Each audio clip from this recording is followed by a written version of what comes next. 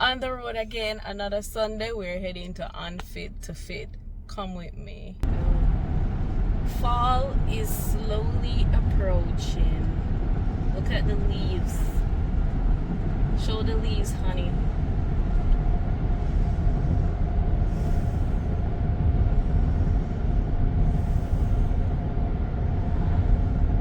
So beautiful. It's so nice and red through here. Oh my goodness, it's so pretty.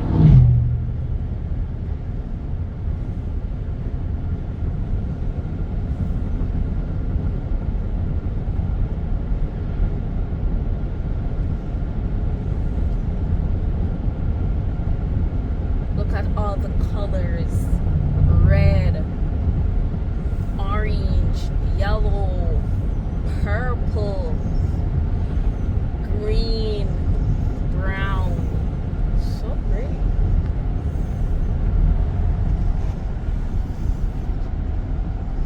Oh, Dr. Mom. Hi. How are you? Oh, we're here. Wonderful. Wonderful. Looking front projector. Hi, Deacon. Good. Is this Miss Lori? What's Dorothy? No, Lori. Behind you. Oh, well, Yes. sorry. Hello. I remember you from the baptism. Yes. All of you, I know just not your name. All the ones that geology instruction. Hello there.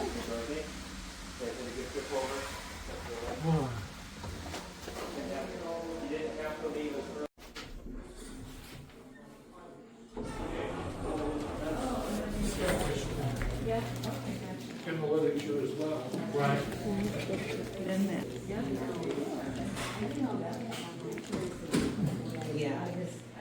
Well, now this we have to count calories.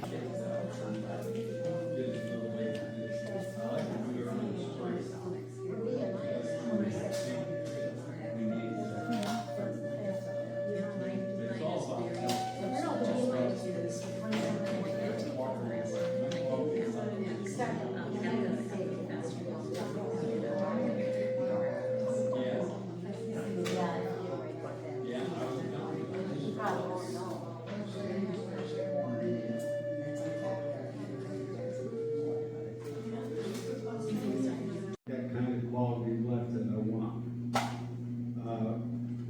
Good habits for better health. You notice we've got the new. For the new people, start new is in the center of the circle there. And last week we did on nutrition. This week is exercise. Next week will be water, and we'll go all the way around. These are the 8 principles that changed my life. Bad word. Today we're going to learn the secrets of how to lose weight and to keep it off. Walking. I think this is the best exercise to keep you. I see people running. That's how I used to run. When I was a lot younger. When I was in the rings, I ran a lot. But I found out for my body and the bones and everything that this walking is the best here. Before we look at exercise, people blame their weight on how their body breaks down food into energy, also known as metabolism. They think that their metabolism is too slow. But is that really the cause? If so, is it possible to speed up the process? It's true that the rate at which the body breaks down food is linked to weight, but a slow metabolism isn't usually the cause of weight gain. I'll read that again. But a slow metabolism isn't usually the cause of weight gain. Metabolism does help decide how much energy a body needs, but weight gain depends on how much a person eats and drinks combined with physical activity. I would take off on the bike and I'd do trouble. Her kids wouldn't let her buy a 3-wheeler. I wanted a 3-wheeler. Oh, you will look like some old lady riding a fence guy. Back when I was in my 30s, I weighed 201 pounds.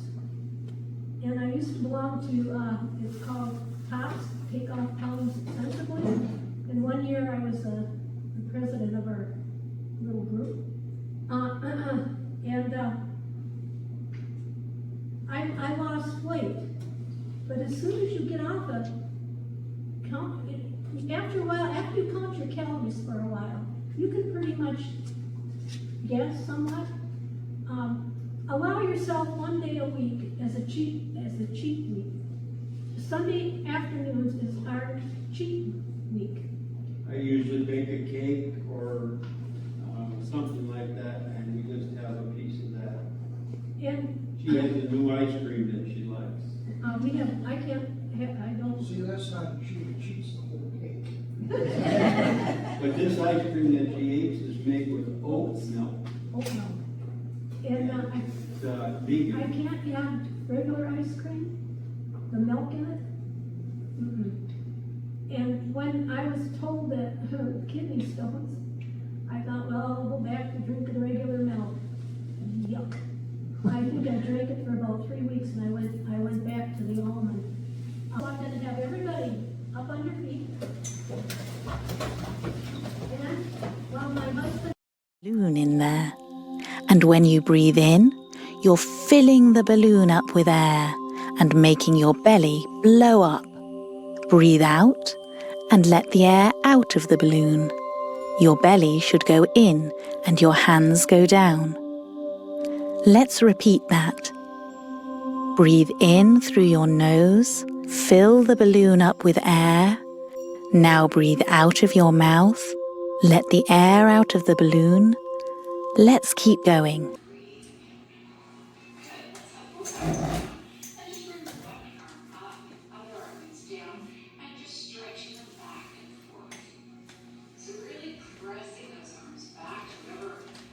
Whatever is comfortable for you. You don't want it to hurt your shoulders at all, so just take it easy on yourself. And let's just do one more. Excellent.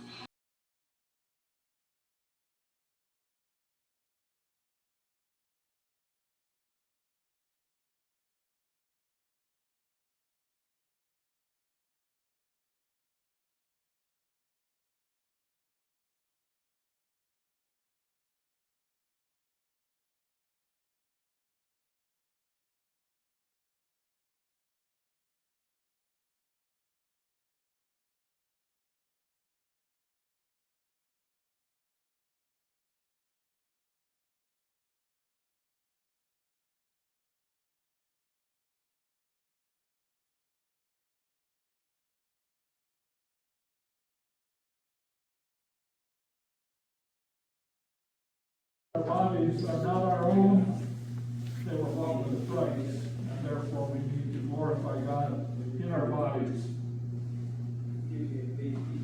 There are three major food groups that we talk about, and Dorothy and I have presented cooking classes, vegan cooking classes, and in those classes we talk about each of these groups individually, and then pull it all together at the end. So it's just a very quick overview. Carbohydrates are a principal food group. The name comes from carbon and water, carbohydrate. And it's interesting in history when these were initially analyzed by chemists who couldn't analyze the structure, they could only analyze the ratio of the atoms. They found for every carbon atom, there was 2 hydrogen atoms and 1 oxygen atom. What is H2O? Water. So it's carbohydrate, carbon that's hydrated. No, it's not hydrated carbon at all, but that's what the name implies. So that's one of the groups. Another is proteins. Proteins are a polymer comprised of amino acids, and we don't have time to put that all up on the screen, take my word for it. Carbohydrates are a polymer of sugar molecules, either glucose or fructose. And lastly, we have fats. Fats are acids, organic acids with a long paraffin tail, and sometimes some unsaturation in that tail. So we have unsaturated fats, polyunsaturated fats, which means they've got more than one unsaturation point, and saturated fats. Saturated fats are least desirable unless they're fairly short. Coconut oil is mostly saturated fat, but the chain is short, so it's easy to digest. It's the long chain fatty acids that are saturated that are the problem, and meats are rich in those. So we need about at least 70% of our diet from carbohydrates, maybe 20% from fats, and 10% from proteins. If you look at the American Heart Diet, they've got numbers that I don't agree with.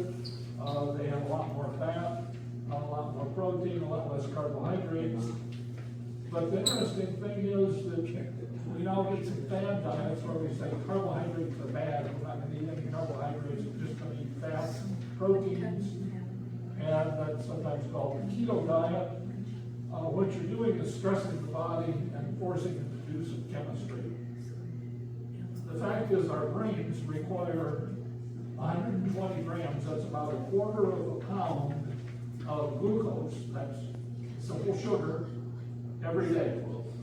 And your body and the brain is set up so getting that is first priority. The body will do anything to keep the brain alive, because if the brain dies, you're dead. So what does this mean? If you don't eat carbohydrates, you don't get the 120 grams of sugar, so your body says, oh, emergency, emergency, emergency, what am I going to do? First thing it does is converts fats to carbohydrates and sugar. Not too bad. You lose some weight, you get rid of some of that body fat. But what about when the fat's all gone? Then it converts protein to sugar. And it does not discriminate. It does not discriminate. It will convert protein anywhere to sugar, including from the heart. So you remember, I remember many years ago, there were people that were objecting, they were demonstrating, and they went on a hunger diet, didn't eat any food, refused to allow any nutrients to be put in, and they died after 120 or 150, 180 days of self-inflicted starvation. But what they died of was their hearts failed, because the electrical system depends on the proteins and so on in the heart, and the heart's electrical system fails, the heart fails, and you die. So, consequence of a no carbohydrate diet is eventually death. The spiritual part of you, God owns the whole works, so let people see God in and through your body. Thank you.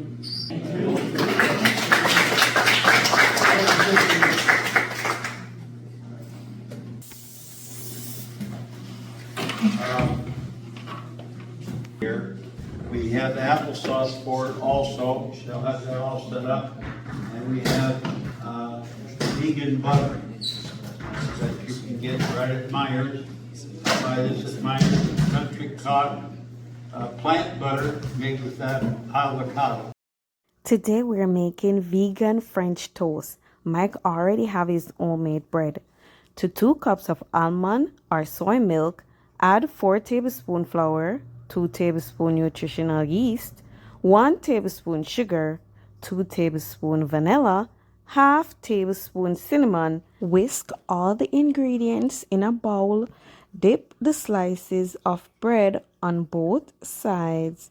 Heat a lightly oiled frying pan. Place the batter slices in the frying pan and fry for 3 to 4 minutes on each side.